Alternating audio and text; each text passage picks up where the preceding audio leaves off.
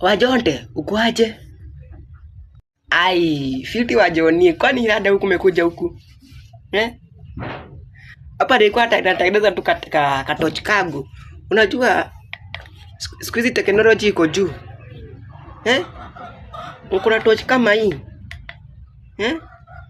Imagine wajoroge. Imagine wakati wetu hatukuwa tunaona vitu kama hizi. Tulikuwa tunawasha makaratasi. Tunawasha vitu kama hadi kedo hazikuwa zimefika. Unajua tulikuwa tunatumia hizi vitu zinaitwa sijui ni koroboi ama ni nini. Unajua zimetoka kwa akili sababu hizi teknolojia imekuja. Wajonte, hapo ni ukweli umeongea. Unajua nini? Wakati wetu tulikuwa tunatumia koroboi. Ulikuwa unakaa hivi, mtu anaweza chota chakula yako bila hadi kujua. Sisi kuna kagiza. Unajua hawezi ona hiyo nini?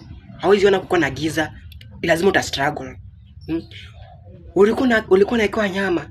Kitu ya kwanza kule ilikuwa kama umeekewa chakula iko na nyama. Kitu ya kwanza kule ilikuwa nyama. Ukisireki hivi kidogo, unajua koroboi kuna vile daga hivi. Unasikia kanyama kameenda. Sisi utatetesha nani na ujui na mko wengi. Sasa vitu kama hizi hiyo tochuko na hiyo. Hadi sasa ndio nimeiona. Hadi siko najua kama kuna tochi kama hizo. Hadi hizo wajorogo umenichanua. Joni ni ukweli. Ulikuwa unaikuwa nyama hivi. Ukiangalia hivi kado unapata imeenda. Utaria urie na hizo zimeisha kwa sufuria. Utafanya nini? Ukapia wakati wetu tulikuwa tunateseka, lakini sasa hii teknolojia iko juu. So unaona?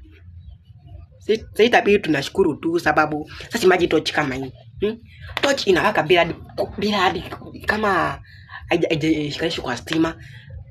Bona. Ona tu Joni, alafu uniambie. Uniambia basi teknolojia iko juu. Hadi kuna kitu ya kucharge. Ndio hii hapa. Joni, si teknolojia iko juu. Hai. Wajonte, hapa ni ukweli. Teknolojia iko juu. Sasa tochi kama hiyo sasa, hadi iko na nini iko na charger. Inachajiwa. Na wakati wetu kuona vitu kama hizo, ulikuwa unazionea kwa watu wale wadosi. Imagine ni maskini, hamna kazi ilikuwa inaonea kwa wadosi. Siku hizi tunashukuru Mungu teknolojia iko juu.